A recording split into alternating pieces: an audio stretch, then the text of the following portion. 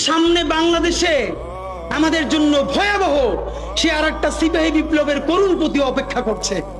আপনারা অনেকে ভাবতেছেন এইটাও কি সম্ভব?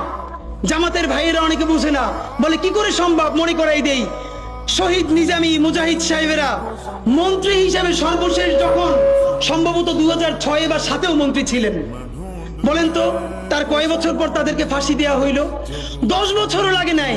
রানিং ফুল মন্ত্রী ছিল, লক্ষ লক্ষ মানুষ তাদের সাথে ছিল, তাদের মন্ত্রণালয়ে একটা পয়সার দুর্নীতি বের করতে পারে নাই।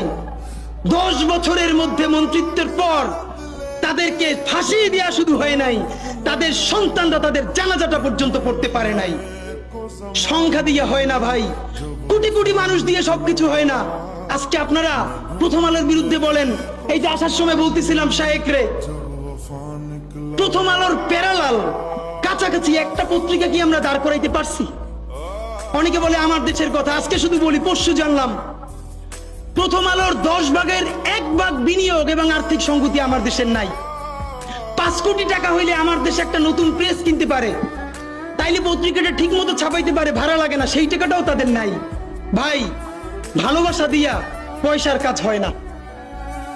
50,000 টাকা যে এই লোকটার স্যালারি, এই কাজ যদি 20,000 টাকা দিয়ে করাইতে চান, কোনদিন 50,000 টাকা রিপোর্ট এবং স্কিল আপনি পাবেন না। ওই 50,000 টাকাই লাগবে। মানুষ মাগনা কাটে 3 দিন, একজনকে দাওয়াত খাওয়ায় 2 দিন 3 দিন, তারপরে আর চলে না। আমাদের আর্থিক যোগ্যতা অর্জন করতে হবে।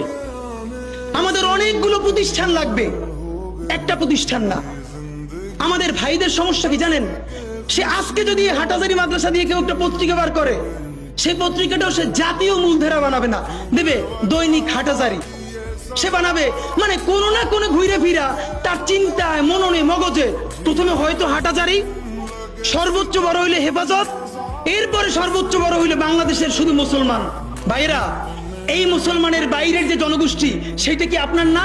আপনি ভাবেন এই দেশের আপনি প্রধানমন্ত্রী, তারপরে ভাবেন আপনার জনগোষ্ঠী কারা, আপনি সেরকম চিন্তা করেন। সুতরাং আমি কথায় অনেক ভুল ভ্রান্তি বলতে পারি, কিন্তু বিশ্বাস করেন আমার কলিজা চিল্লেও আপনারা শুধু যেটা পাবেন সেটা হইল আমি চক্ষু বন্ধ করে দেখতে পাই। আমরা যদি যোগ্যতা নিয়ে 5-10 বছরের মধ্যে দাঁড়াইতে না পারি, এই ভিডিও, এই ছবি, এই শহীদ পরিবার, এই আহত, এদের জীবন তো শেষ। এদের পরবর্তী জেনারেশনকে পর্যন্ত কি ভয়ানক গণহত্যার শিকার হইতে হবে আমরা চিন্তাও করতে পারতেছি না। সুতরাং বাংলাদেশের স্বাধীনতা, সার্বভৌমত্ব, বাংলাদেশের ইসলাম এবং মুসলমানকে বাঁচাইতে হইলে আমাদেরকে তুমুল যোগ্যতা অর্জন করতে হবে।